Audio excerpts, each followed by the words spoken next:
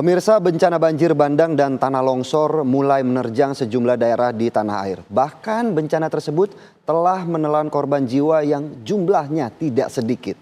Lantas, bagaimana sebenarnya cuaca saat ini di tanah air? Kami sudah bersama dengan Kepala BMKG, Ibu Dwi Korita Karnawati. Dan seperti apa penanganan korban bencana banjir dan longsor, terutama di wilayah Karo, Sumatera Utara. Nanti kami juga akan berbincang dengan Bupati Karo, Ibu Kori Sriwati Sebayang.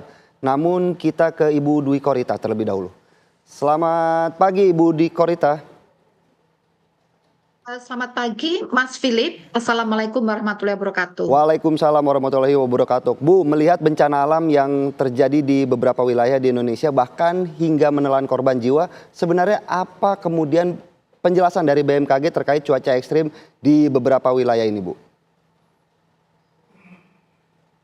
Terima kasih. Jadi sebagaimana yang pernah kami sampaikan untuk peringatan kewaspadaan di bulan Oktober yang lalu, bahwa mulai November ini sesuai hasil prediksi terjadi peningkatan curah hujan dan di beberapa wilayah termasuk di wilayah Sumatera dan sebagian Jawa ini ada yang sudah memasuki puncak musim hujan. Nah, sehingga perlu terus, ini masih bagian awal, mohon maaf, masih terus akan terjadi peningkatan curah hujan. Hal ini diperparah dengan adanya sesuai hasil apa yang pernah kami sampaikan beberapa hari yang lalu, adanya bibit siklon tropis 96S di Samudra Hindia Barat Daya Bengkulu dan bibit siklon tropis 99B di Samudra Hindia Barat Sumatera, di Samudra Hindia sebelah barat Sumatera bagian utara, yang berdampak terjadinya dinamika cuaca di wilayah barat Indonesia, dan ini perlu diwaspadai dampaknya terutama berupa angin kencang dan gelombang tinggi serta peningkatan curah hujan, terutama angin kencang gelombang tinggi di perairan barat Sumatera. Selain itu bersamaan dengan terjadinya pendinginan suhu muka air laut baik di Samudra Hindia dan Samudra Pasifik yang mengakibatkan fenomena dipole mode negatif itu di Samudra Hindia dan Samudra Pasifik adalah La Nina lemah. Keduanya itu bersuperimpos, saling menguatkan untuk meningkatkan curah hujan di sebagian besar wilayah Indonesia dapat meningkat hingga 20%.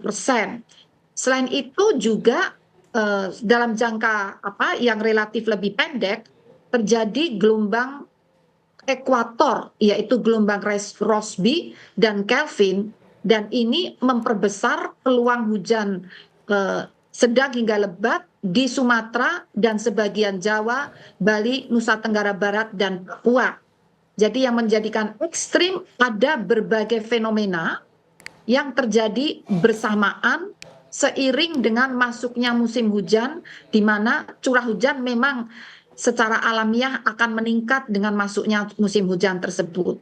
Jadi hal itulah yang mengakibatkan kondisi cuaca ekstrim sebagaimana yang pernah kami sampaikan kurang lebih di bulan Oktober yang lalu, dan terus mohon diikuti update setiap 3 hari karena dinamikanya terus berkembang, kami akan update selalu. Demikian. Baik Bu Dwi Korita, terkait prediksi dari BMKG sendiri cuaca ekstrim ini akan terjadi hingga kapan, Bu? Saat ini baru, mohon maaf sekali, kami harus menyampaikan saat ini baru bagian awal, dan puncak musim hujan itu di beberapa wilayah masih akan terjadi di bulan November ini, kemudian di bulan Januari dan di bulan Februari. Itu puncak musim hujan di wilayah yang bergeser-geser demikian. Sehingga kondisi ekstrim itu bisa terus berlanjut hingga akhir Februari, bahkan karena pengaruh La Nina lemah itu pun masih akan berlangsung hingga Maret barangkali sampai April, sehingga masih terus diwaspadai potensi terjadinya cuaca ekstrim ini hingga bulan Maret demikian. Baik, Bu Dwi Korita, seperti yang kita ketahui bahwa saat ini di Karo dan juga Deli Serdang ini terdapat banjir bandang dan juga tanah longsor. Apakah ini menurut BMKG sendiri akibat dari pengaruh cuaca ekstrim atau seperti apa, Bu? Jadi cuaca ekstrim itu sebagai sumber banjir tadi, ya memang ekstrim cuacanya. Namun potensi terjadinya banjir atau risiko terjadinya banjir selain cuaca ekstrim juga dipengaruhi oleh kondisi lingkungan. Nah, jadi perlu diperhatikan juga bagaimana lingkungannya atau sarana prasarana untuk drainase, ya, resapan air, kemudian juga tampungan-tampungan air, ya. Sehingga kami sebetulnya sejak Oktober ini juga berkoordinasi dengan pihak-pihak yang berwenang untuk mengelola sarana-sarana sumber daya air tersebut, ya. Sampai hari ini kami masih terus berupaya untuk menginformasikan bahwa potensi ini semakin meningkat, sehingga perlu segera, semestinya udah jauh sebelumnya, misalnya sungai-sungai itu dikeruk, ya, karena sedimentasinya sudah hampir penuh, ya, dan ini mengurangi kapasitas kemampuan untuk mengalirkan air, kemudian waduk-waduk, tampungan-tampungan air, dan juga drainase-drainase harus juga diperhatikan agar tidak tersumbat. Tentunya sampah-sampah juga harus dikelola. Jadi kombinasi antara cuaca ekstrim dan barangkali kebetulan di wilayah tersebut kapasitas tampungan dan resapan airnya pun sudah berkurang. Demikian. Baik, terima kasih Ibu Dwi Korita Karnawati selaku Kepala BMKG untuk penjelasannya terkait cuaca ekstrim yang terjadi di beberapa wilayah di Indonesia. Selamat pagi Ibu Dwi Korita. Dan pemirsa, Kabar Utama Pagi masih akan kembali sesaat lagi dan kami juga akan berbincang dengan Ibu Kori Sriwati Sebayang selaku Bupati Karo terkait update pencarian korban longsor. Terima kasih Anda masih menyaksikan Kabar Utama Pagi pemirsa. 4 dari 10 orang yang tertimbun longsor di Kabupaten Karo, Sumatera Utara telah berhasil ditemukan oleh petugas gabungan. Longsor yang menerjang Desa Semangat, Kecamatan Merdeka, Kabupaten Karo, Sumatera Utara menimbun sedikitnya 10 orang. Pencarian awal dilakukan di kawasan objek wisata air panas yang berada di Desa Semangat Gunung.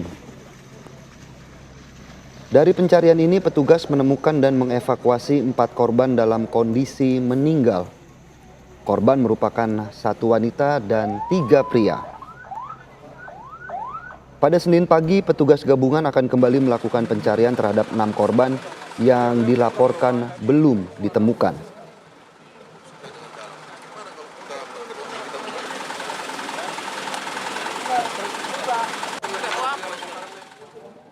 Dan untuk mengetahui bagaimana update terkini terkait pencarian korban longsor di wilayah Karo, Sumatera Utara, sudah bersama kami Ibu Kori Sriwati Sebayang selaku Bupati Karo. Selamat pagi, Bu Kori. Selamat pagi, salam sejahtera buat kita semuanya, Pak Philip. Baik, terima kasih, Bu Kori. Mungkin Pak. bisa dijelaskan dulu, Bu, bagaimana kemudian sejauh ini update pencarian korban tanah longsor di sana, Bu? Baik, Pak. Di Kabupaten Karo memang dikelilingi Gunung Sinabung terutama yang telah erupsi. Dan juga banyak hal-hal yang terjadi. Yang pertama bukan hanya yang terjadi pada beberapa hari ini tadi, Pak. Pada bulan Oktober kemarin juga satu desa Ketawaran telah kami ungsikan. Karena desanya longsor dan 8 rumah hancur tapi tidak ada korban pada waktu itu. Dan di satu desa itu kita sudah ungsikan. Itu terjadi pada bulan Oktober kemarin. Dan desa itu terdiri daripada 70 kakak. dan 173 jiwa yang kita ungsikan, dan baru beberapa hari yang lalu kita kembali pulangkan ke desanya. Dan ini adalah yang longsor yang kedua yang besar yang mengakibatkan ada 10 orang yang hilang dan telah ditemukan 4 orang yang ditemukan dengan tertimbun daripada tanah itu. Dan desa ini adalah desa Semangat Gunung, yaitu desa Semangat Gunung ini adalah daerah untuk pemandian air panas yang pengunjungnya selalu banyak, dan ini terjadi pada hari Sabtu yang lalu, dan satu rumah itu tertimbun dan di dalamnya ada beberapa orang warga, tapi ada beberapa orang yang tidak meninggal, ada yang bisa lari, dan yang meninggal, yang hilang itu ada 10 orang dan 4 orang telah ditemukan. Dan ini telah kita evakuasi dan juga alat-alat berat sudah ke sana, dan juga pencarian terus dilakukan. Pada hari ini juga tetap kita lakukan pencarian, dan juga dari tim daripada Basarnas juga mungkin sudah mau turun, dan juga dari Polda juga udah ikut turun untuk membantu hal ini. Dan pada hari ini juga telah mulai bekerja untuk mencari korban-korban ini, dan mudah-mudahan pada hari ini tidak terjadi lagi hujan, dapat ditolong dengan mendapatkan yang tinggal 6 orang lagi. Baik, Bu Kori. Dan perlu juga Bu Kori, untuk wilayah lagi. Desa Semangat Kecamatan Merdeka ini, apakah memang memiliki kemungkinan bencana longsor yang cukup tinggi, dan seperti apa Bu wilayah di sana? Dan kemudian apa kemudian tantangan bagi para pencari korban terkait wilayah di Desa Semangat ini, Bu? Memang ini daerah wisata, Pak. Daerah wisata dan dikelilingi oleh gunung-gunung, dikelilingi oleh gunung. Baik. Dan juga daerah wisata ini banyak hotel-hotel. Dan itu tadi sebenarnya satu hotel kecil itu sebenarnya, Pak. Makanya begitu banyak orang di dalam.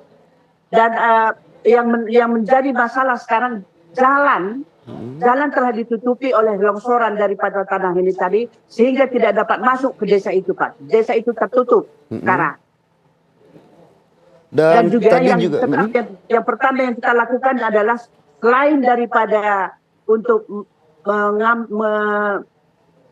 mengambil daripada mayat-mayat ini tadi, kita juga harus membuka jalan, Pak. Jalan ini harus ada jalan sehingga lalu lintas bisa lewat melalui yang kita akan lakukan ini. Dan bukan hanya ini aja, Pak. 4 titik telah kita selesaikan, karena longsor bukan hanya di satu tempat ini aja, tapi ada 4 titik yang harus kita selesaikan untuk bisa dilalui oleh desa-desa yang lain, termasuk Kaban Jahe Medan, juga Kaban Jahe Brastagi. Itu berapa titik? 4 titik kita sudah selesaikan untuk bisa lewat mobil gitu. Dan itu sudah selesai. Dalam arti bahwa begitu banyak longsor yang terjadi di Kabupaten Karo. Dan tadi juga Bu Kori, tadi juga kita sudah mendengarkan bagaimana Ketua BMKG juga memprediksi bahwa cuaca ekstrim ini masih merupakan awal dari cuaca ekstrim yang masih panjang begitu, Bu. Dan sementara itu untuk dari pemerintahan Karo sendiri rencananya akan seperti apa ke depannya, Bu? Untuk ke depannya ini tentu kita akan menghimbau. Sebenarnya pada bulan Oktober kemarin setelah terjadi musibah yang di Desa Ketawaran itu yang kita udah fungsikan daripada masyarakatnya, kita telah menghimbau kepada masyarakat semuanya di sekitar di bawah pegunungan agar berhati-hati dan melihat tanda-tanda, memperhatikan tanda-tanda yang akan terjadi. Artinya dalam arti memperhatikan apabila curah hujan yang sangat tinggi, harus berhati-hati dan bersiap-siap untuk mengungsi dari rumahnya, yang rumahnya ada di bawah daripada pegunungan-pegunungan itu, Pak. Itu sudah kita instruksikan baik dari kepala desa dan juga melalui Camat dan juga kepada masyarakat kita semuanya. Baik, terima kasih Ibu Kori Sriwati Sebayang selaku Bupati Karo, dan kita juga berdoa dan berharap semoga tidak ada lagi bencana-bencana alam di sana ya, Bu ya. Selamat pagi dan terima kasih atas waktunya.